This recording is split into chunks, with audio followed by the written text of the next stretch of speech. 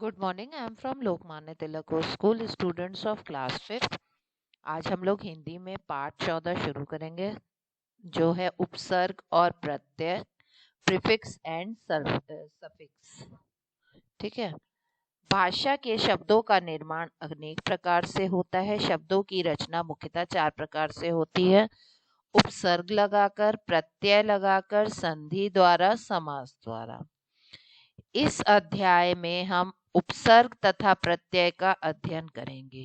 उपसर्ग, प्रीफिक्स, ऐसे शब्द जो शब्द के प्रारंभ में जुड़कर उसके अर्थ को बदल देते हैं या उसमें कोई विशेषता ला देते हैं, उन्हें उपसर्ग कहते हैं। जैसे आ, अप, अभी, अनु, उप, प्र, वी, सम आदि शब्द उपसर्ग होते हैं।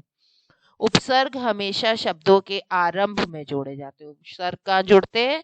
आरंभ में। इनका स्वतंत्र प्रयोग नहीं होता है, परंतु जब ये मूल शब्द से जुड़ते हैं तो उस शब्द का अर्थ परिवर्तित हो जाता है। जो जैसे प्रकार तो प्रकार, अपयश यश अपयश, उपकार उपकार, आकार।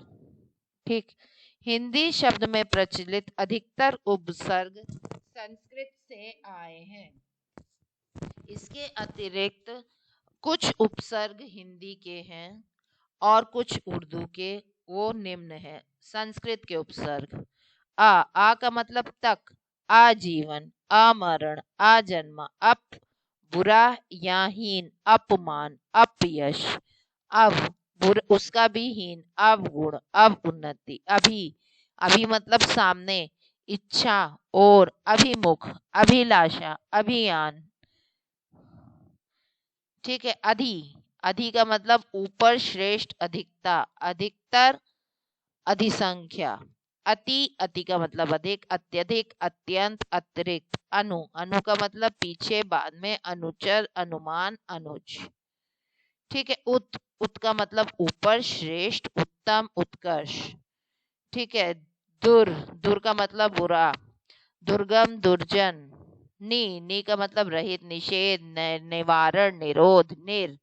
निर का मतलब बिना, निर्धन, निर्जन, निर्गुण। प्रति का मतलब विरुद्ध, प्रतिकूल, प्रतिशोध, प्रतिकार। परि का मतलब चारों ओर, परिसर, परिपूर्ण, परिक्रमा। वी का मतलब रहित, विशेष, अभाव। वियोग, विज्ञान, विमुख। सु का मतलब अच्छा, सुमन, सुधार, सुपुत्र। इसी तरह उर्दू के है कम का मतलब हीन, कम चोर, कम अक्ल, कम वक्त, कमजोर। खुश, प्रसन्न, खुशबू, खुशहाल, खुश दिल। गैर मतलब निषेध, गैर हाजिर, गैर कानून। में, दरमियान, दरअसल, दर आकार। ना, अभाव, नामुमकिन, नापसंद, नाराज। बेकसूर, बेईमान। बद मतलब बुरा, बदमाश, बदनाम, बदसूरत। रहित, लावारिस, ला इलाज, लाचार। मुख्य, सरपंच, सरकार, सरदार। हम, समान, हमदर्द, हम उम्र, हमराज। हिंदी के उपसर्ग: आ का मतलब अभाव के बिना, अज्ञान, अकाल, अछूत। अन का मतलब भी अभाव के बिना, अनपढ़, अनमोल, अनजान। अध मतलब आधात, खिलाध, मराध, जलाध, पका। उनका मतलब एक कम, 29, 59, 49, 69। ठीक है। कु का मतलब बुरा, कुख्यात, कुकर्म, कुपुत्र। चौ का मतलब चार, चौराहा, चौमासा, चौपाल। इसी तरह इनको भी आप याद करिए। जैसे पर मतलब दूसरा, पर निंदा, पर स्त्री, प्रदेश, परकाज, परकोट। भर मतलब पूरा, भरपेट, भरसक, भरपूर। ती का मतलब तीन, तिरंगा, तिकोना, तिराहा, त्रिमूर्ति, त्रिदेव। नी का मतलब अभाव के बिना, निडर, निकम्मा, निपूत, निहत्था। दू का मतलब हीन, दुबल, दुगना, दोपहरी, सु मतलब उत्तम, सुपथ, सुडौल, सुजान। अब आते हैं प्रत्यय।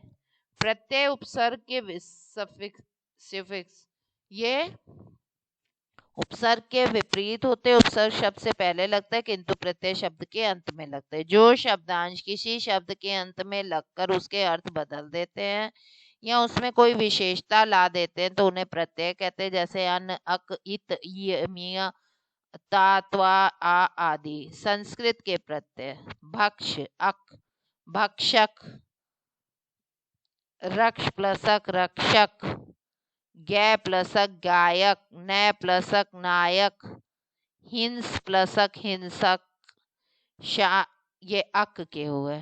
ठीक है, लास्ट में लगा ना। अब अन, शासन, हाँ, पाल, पालन। अब अना, तुलना, वंदना। अब यह, पठाए, पूजे। इत, शिक्षित, लिखित, सब संस्कृत है। अनीय, दर्शनीय, पूजनीय, देखनीय। ता, मूर्खता, सुंदरता। इसमें लास्ट में लग रहा है, देखिए, बुद्धिमान, मान का ईमा, मधुरिमा। अब हिंदी के प्रत्यय हंस, ई प्रत्यय है। हंसी, रेती, खुशी, दुखी, सुखी। आव, चढ़ाव, गिराव में आव जुड़ गया तो देखिए। चुनाव, बनाव। ती, घटती, बढ़ती, फिरती, घूमती। आई, लड़ाई, बढ़ाई, मिलाई, चढ़ाई, पढ़ाई। त, रंगत, संगत, बचत, खपत। अब विशेषण बनाने वाले प्रत्यय भूल का आ, भूला, भटक आ, भटका, झटक आ, झटका, भूख आ, भूखा। ऊ, पेट प्लस ऊ, पेटू। ढाल प्लस ऊ, ढालू। ईला, ईला, रंगीला, चमकीला, रसीला। इस तरीके से याद रखने योग्य बातें। उपसर्ग शब्द से पहले लगाकर वाक्य का अर्थ बदलते हैं। प्रत्यय शब्द के अंत में लगते हैं। उपसर्ग और प्रत्यय दोनों शब्दों से बनते हैं। ये देखिए, निम्नलिखित उपसर्ग से शब्द का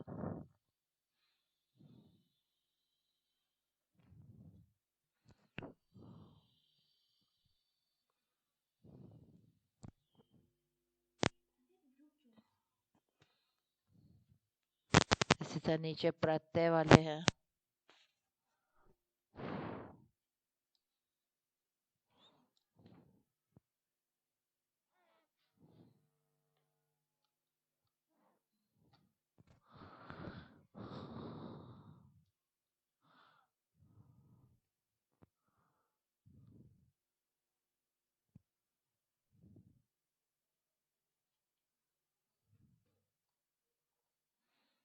ये प्रश्न उत्तर आप लोग अपनी कॉपी में कर लीजिएगा।